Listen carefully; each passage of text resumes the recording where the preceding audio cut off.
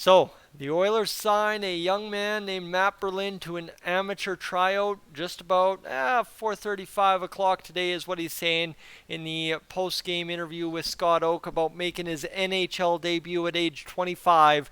The U of A Golden Bears goaltender gets to soak it all in after making his first career save at the NHL level, and a guy who you just never know if we'll see ever again. But for an Oilers team that's had trouble over the past several years making special moments actually special, a 7-3 final holds one of the best stories the Oilers will get all year in young goaltender Matt Berlin making his first career save off of the blocker into the corner on a puck that was more than likely going wide, but he touches it and shoots it wide, and you know what?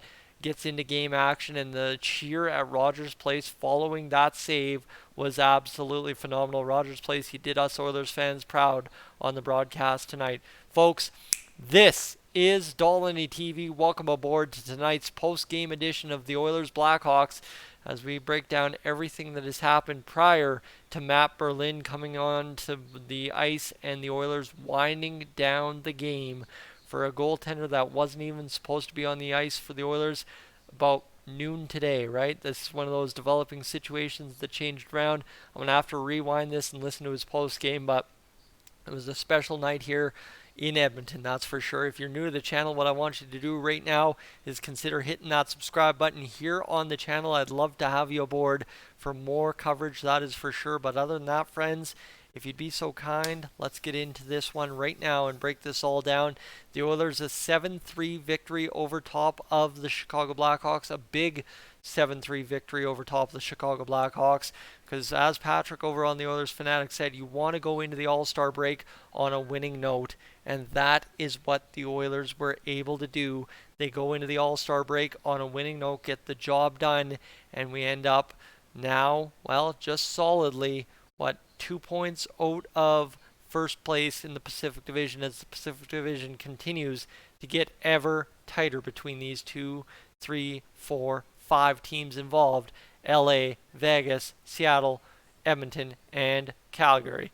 The usual suspects are there except for Seattle, and I must say they're showing the highlights of Matt Berlin getting ready in the tunnel and how amped he was to be making his NHL debut, and he was held up. One of the Oilers trainers held him up for a second, and then Jay Woodcroft said, "Yeah, buddy, you get out there, let's go."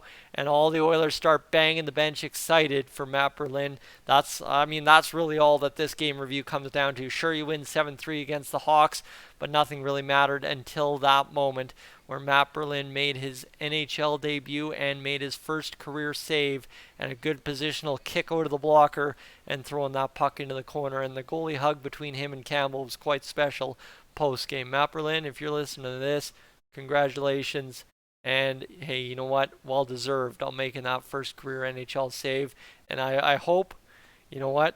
If you find more NHL action, you can stay just as perfect as you were tonight.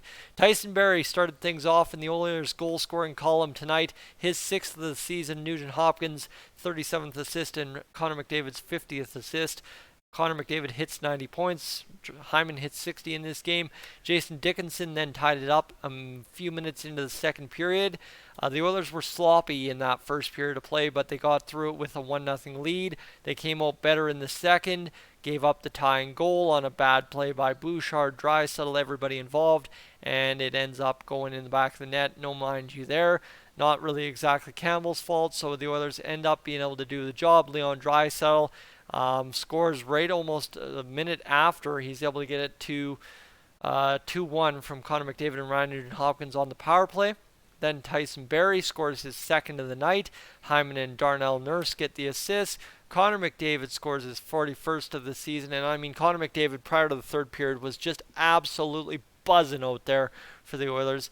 Draisaitl, Hyman get the assist as mentioned. And then Hyman gets his third point of the night, his 26th goal of the season from Ryan McLeod and Darnell Nurse. Nurse picks up another point on the night. That point was his first of the evening, actually. Sorry, it looks like assists have been changed. Nope, sorry, that was his second assist. Pardon me, I missed it by scrolling.